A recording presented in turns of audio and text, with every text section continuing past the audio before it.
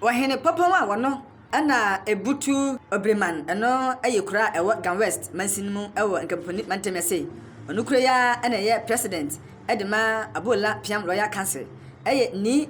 Oyanka I ene wane Amanase Royal Alliance Council akambum a womo ewo achim bosome traditional area ewo piamantem abamoden apa dwumadie bi eho entoma na dwumadie ya womo apa ho entoma eyade ebeboa ama mpuntuo yedie kanko ene nkoso etimi aba adehye a womo ebutu womo ensa asoso enyina na we eyade a womo ekoto no mo se komafo no se wonsum no eno ankasa ene enipa enti wahene a wono ana ewo obreman echese omunyamwa na ade a womatundin entimi enkwawe yepa na emfamfaso emfamletimamufo no na ni nyina aye Anamase Royal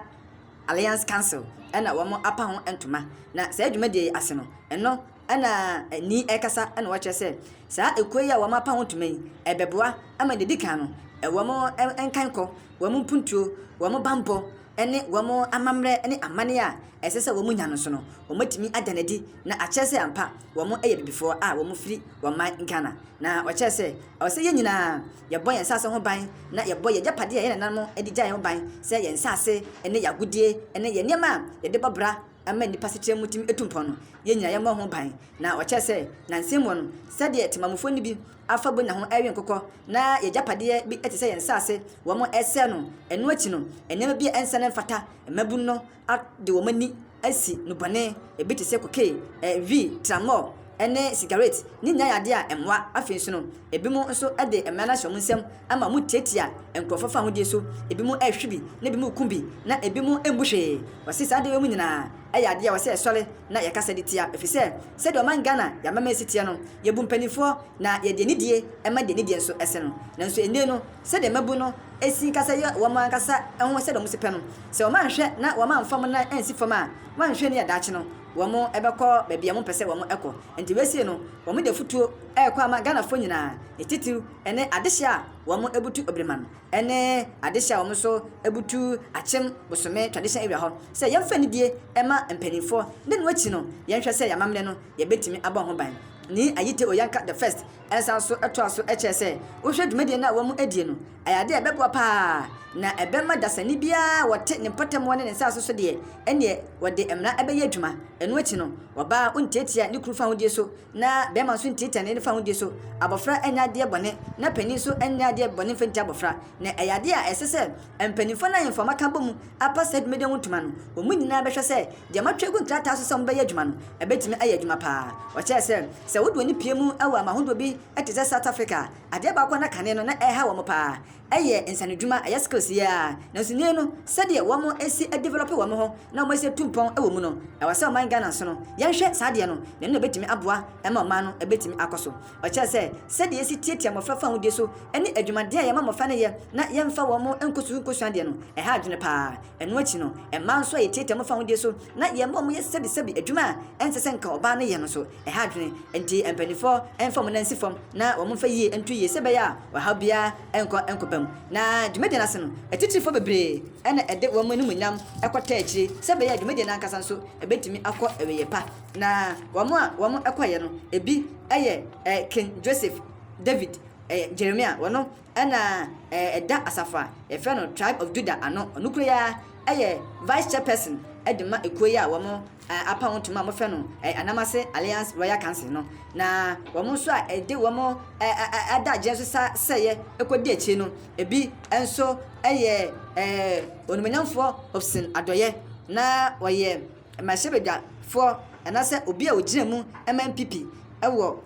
Pokatamanso constituency abra yakoto aba ewo mfimpim eni aduana batom no potokasem no ese woye parliamentary candidate edema MPP amaniko no ewo pon katamanso abato empeso aso na no so ditudwa echese se nipa mienu ekon na emfamfa so pepe bia emfamba nititu ene ahensem no wobesere na nanama ahemfo ene obibiala se sa entokwan ketenkete a eta sore ewo ahini bintem no yenyai na yema ya adwen nyina enye mpuntuo yedie nkanko asetena pa ene dede sebe ya ebetimi aboama ma no etimi atumpon wacha se aba no eye na afom de nanso no aba nko ntimi nye se de nipa bakofo nani ntimi nkata Nyankopɔn kwani no yɛnso yɛnsum no ɛno ani nipa yɛmo aban na aban so ntimi mboa sɛ bɛyɛ a abɔnefosɛm ɛne kamukafo a ɛnne no wɔn mma ɔman Ghana timamufoɔ ho tɔn so no aban bɛtumi atwa mu nyinaa aso na mmra no ɛno ɔmo adi asie enti sɛ oduani apie mu ɛwɔ nkabuponi mantam ase dia na kyɛ sɛ nigyeɛ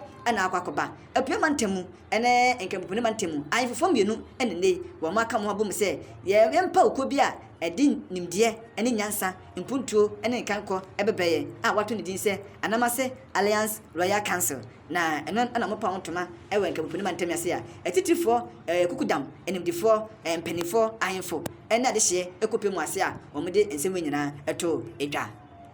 We are witnessing yet another important milestone for traditional royal leaders as it continues with its very important primary task of promoting the interests of traditional communities in our country and inspiring us to serve them to the best of our abilities. At this juncture, allow me to announce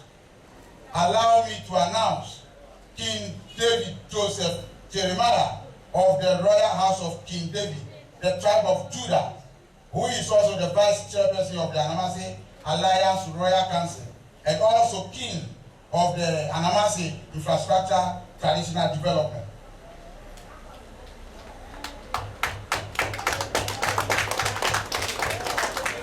King David Joseph Jeremiah is a world icon, loved by all, and an embodiment of sacrosanct values of freedom,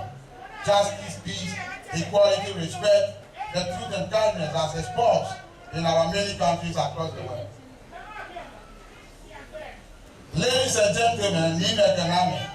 the opening of the Provincial House of Traditional Leaders is an important occasion that serves to remind us that the enormous task of responsibilities will remain seized with the advancing, development, service, delivery to the benefit of the people of this province, especially in our rural areas. It reminds us that we should remain unshaken by the enormity of challenges to conquer poverty and undevelopment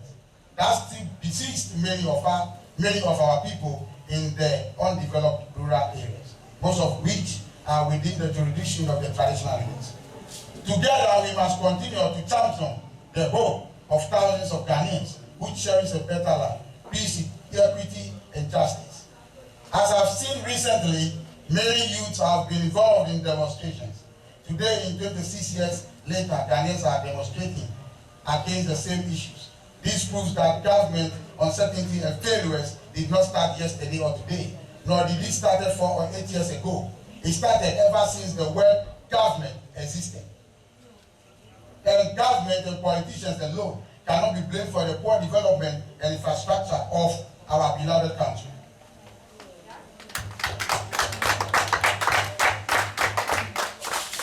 Traditional councils, leaders, Christ organizations or Christian organizations and councils and our colonial masters are also to be blamed.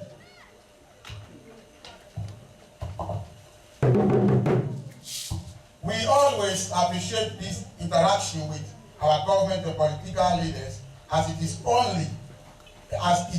strengthens collaboration or cooperation between the provincial government and the traditional authority, but also reaffirms our commitment to the role of cooperation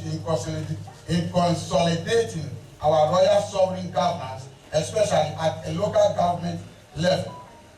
Allow me to also use this opportunity to salute the Greater Accra Regional Minister, Mr. Henry Porte, for the deep concern you have for the development of the people and the communities in Greater Accra. My sisters and brothers, we remain committed as the Provincial Royal Council and local government to continue to provide all necessary support for the effective functioning of the Provincial House of Traditional Leaders, as well as ensuring that government and political leaders continuously engage to seek the participation and input on matters of development at local level. I also wish to commend the National and Regional Provincial House of Chiefs, traditional leaders for the many initiatives and engagement they have made for the betterment of our mother country, Ghana.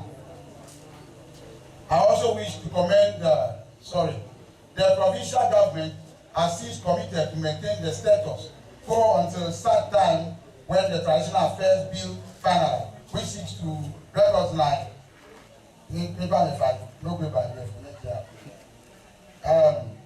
ladies and gentlemen, today is also a wonderful day, and I will also take this opportunity to announce that I, Nii Anumle Oyanka I, I have received report from the state of Georgia in America. Secretary of State Donzella James, a meeting held in Georgia State Capital titled Interstate Cooperation Committee meeting on June 18th, that was last month, of where our international liaisons and trustees of the royal dynasty were officially invited to speak on behalf of our kingdoms.